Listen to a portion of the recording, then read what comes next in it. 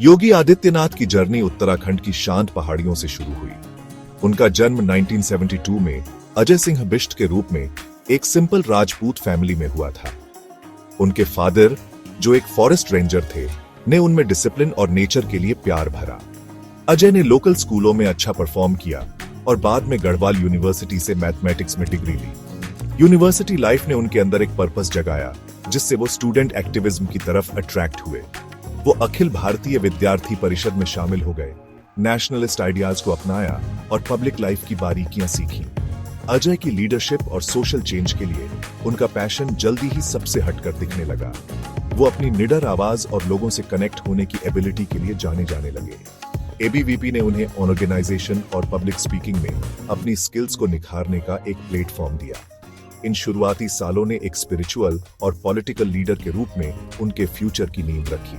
पहाड़ों का वो यंग मैन एक बहुत बड़ी डेस्टिनी की तरफ बढ़ रहा था।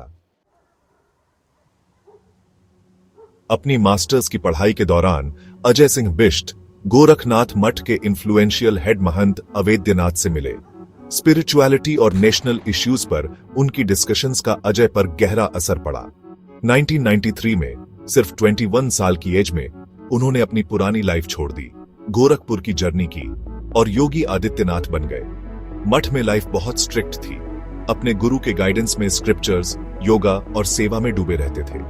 उन्होंने स्कूल्स और हॉस्पिटल्स को मैनेज किया, पब्लिक सर्विस में प्रैक्टिकल एक्सपीरियंस गेन किया। सोशल वर्क और कम्युनिटी आउटरीच के लिए योगी का डेडिकेशन उन्हें एक रेस्पेक्टेड फिगर बनाता था। उन्होंने हिंदू अवेयरनेस को सपोर्ट किया और अंडर प्रिविलेज्ड लोगों के लिए टायरलेसली काम किया। उनकी लीडरशिप और कमिटमेंट पर सबका ध्यान गया। जब महंत अवेद्यनाथ नहीं रहे तो योगी आदित्यनाथ को सर्वसम्मति से उनका सक्सेसर चुना गया। वो यंग मोंग अब महंत थे, एक बड़े रोल के लिए तैयार। योगी आदित्यनाथ का पॉलिटिक्स में एंट्री उनके गुरु के विजन से गाइडेड थी। 1998 में बीजेपी ने उन्हें गोरखपुर लोकसभा सीट के लिए नॉमिनेट किया। वो जीत गए और 12वीं लोकसभा में सबसे यंग एमपी बने।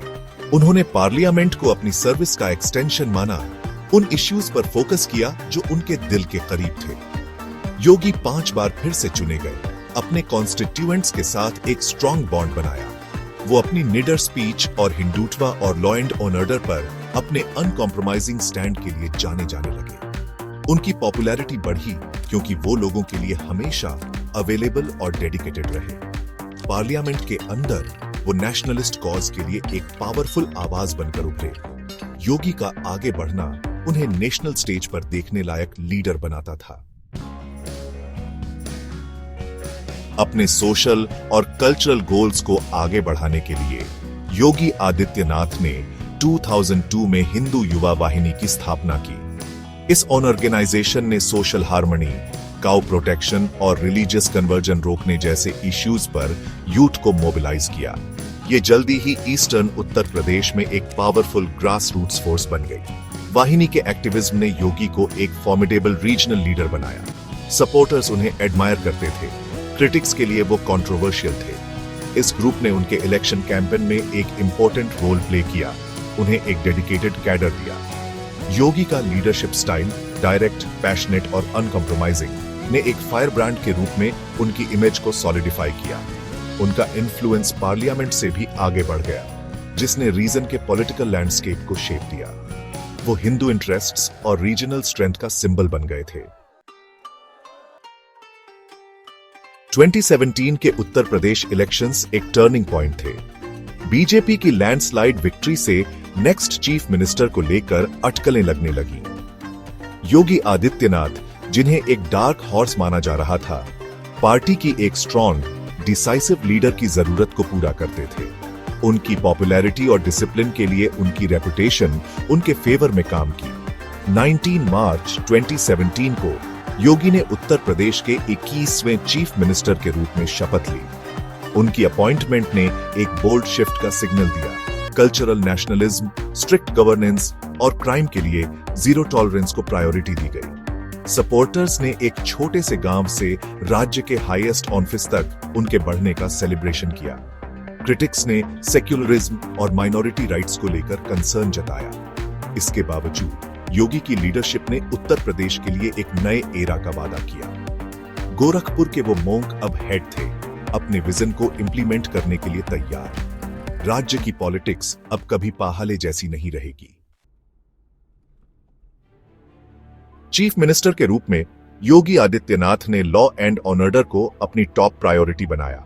उन्होंने क्राइम पर स्ट्रिक्ट एक्शन लिया, इलीगल स्लॉटर हाउस बंद करवाए और माफिया को टारगेट किया। पुलिस एनकाउंटर बढ़ गए और हाई प्रोफाइल क्रिमिनल्स को जेल में डाला गया या न्यूट्रलाइज किया गया। एंटी रोमियो स्क्वाड जैसी पहल का मकसद महिलाओं को प्रोटेक्ट करना था, हालांकि ये कंट्रोवर्शियल भी रही। उनके एडमिनिस्ट्रेशन ने इंफ्रास्ट्रक्चर पर भी फोकस किया। काशी विश्वनाथ कॉरिडोर और अयोध्या के डेवलपमेंट जैसे प्रोजेक्ट्स ने टूरिज्म और कल्चरल प्राइड को बढ़ावा दिया। नए एक्सप्रेसवे, एयरपोर्ट और पावर नेटवर्क का मकसद इन्वेस्टमेंट अट्रैक्ट करना और जॉब्स क्रिएट करना था। One district one product scheme ने लोकल इंडस्ट्रीज को नेशनल स्टेज पर प्रमोट किया। योगी ने उत्तर प्रदेश को एक सिक्योर, प्रॉस्पेरस और बिजनेस फ्रेंडली स्टेट के रूप में रीब्रांड करने का काम किया। उनके मल्टीफेसेटेड अप्रोच का मकसद राज्य की इमेज और फ्यूचर को ट्रांसफॉर्म करना था। 2022 के इलेक्शंस ने योगी आदित्यनाथ की लीडरशिप को टेस्ट किया। वो जीत गए और एक फुल टर्म के बाद फिर से चुने जाने वाले पहाले यूपी चीफ मिनिस्टर बने। उनके सेकेंड टर्म में क्राइम पर लगातार एक्शन और एम्बिशियस डेवलपमेंट प्रोजेक्ट्स को आगे बढ़ाना शामिल था। उन्होंने उत्तर प्रदेश को $1 ट्रिलियन इकोनॉमी बनाने का गोल सेट किया, जिसमें इंडस्ट्री और टेक्नोलॉजी पर जोर दिया गया। योगी का गवर्नेंस मॉडल दूसरे राज्यों के लिए एक टेम्पलेट बन गया। हिमालयन विलेज से 2 बार चीफ मिनिस्टर बनने तक की उनकी जर्नी ट्रांसफॉर्मेशन और डेडिकेशन की स्टोरी है। उन्होंने दिखाया कि कन्विक्शन और हार्ड वर्क किसी भी ऑब्स्टिकल को ओवरकम कर सकता है। योगी की लाइफ दूसरों को अपने बिलीव्स पर टिके रहने और एक बड़े कॉज के लिए काम करने के लिए इंस्पायर करती है। उनकी लेगेसी डिसिप्लिन, करेज और लोगों से गहरे कनेक्शन की है।